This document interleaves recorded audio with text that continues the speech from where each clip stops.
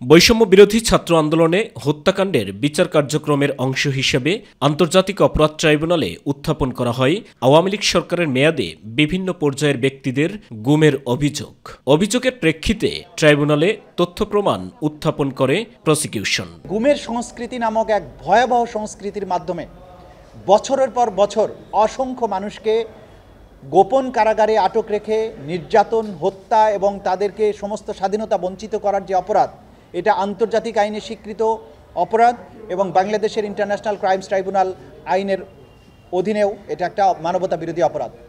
সেই অপরাধটা সংগঠিত হয়েছিল তদানীন্তন প্রধানমন্ত্রী শেখ হাসিনার প্রত্যক্ষ নির্দেশে, পরিকল্পনায়, এবং সেই সময়ে সরকারের যে সমস্ত বাহিনীগুলো ছিল, পুলিশ থেকে শুরু করে বিভিন্ন গোয়েন্দা বাহিনী, তারা সবাই এগুলোর সাথে বিভিন্ন এই বাহিনীর কিছু কিছু সদস্য যাদেরকে প্রলোভন দেখিয়ে, প্রমোশনের লোভ দেখিয়ে, বিদেশে পাঠানোর লোভ দেখিয়ে নানানভাবে পুরস্কৃত করে পদক দিয়ে তাদেরকে দিয়ে এই সংঘবদ্ধ সিস্টেম্যাটিক ওয়াইড স্প্রেড এই অপরাধগুলো করা হয়েছিল।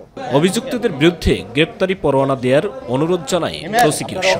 সাবেক প্রধানমন্ত্রী শেখ হাসিনা সহ বেশ কয়েকজনের বিরুদ্ধে গ্রেপ্তারি পরোয়ানা জারি করেন ট্রাইব্যুনাল। ডিফারেন্ট একটি মামলায় তাদেরকে আমরা গ্রেপ্তার দেখানোর জন্য আবেদন জানিয়েছিলাম। এর মধ্যে সাবেক প্রধানমন্ত্রী শেখ হাসিনা, তার তদানীন্তন নিরাপত্তা উপদেষ্টা তারিক সিদ্দিকী, তদানীন্তন আইজিপি বেনজির আহমেদ সহ বিভিন্ন সংস্থার মোট 12 জনের বিরুদ্ধে আজকে আমরা গ্রেপ্তারি পরোয়ানা জারির জন্য আবেদন জানিয়েছিলাম। আদালত সেই গ্রেপ্তারি পরোয়ানা জারি করেছেন এবং এদের মধ্যে একজন মেজর জেনারেল বরখাস্তকৃত জিয়াউল হাসান, যিনি কারাগারে আটক আছেন, তাকে প্রোডাকশনের জন্য আদেশ দিয়েছেন।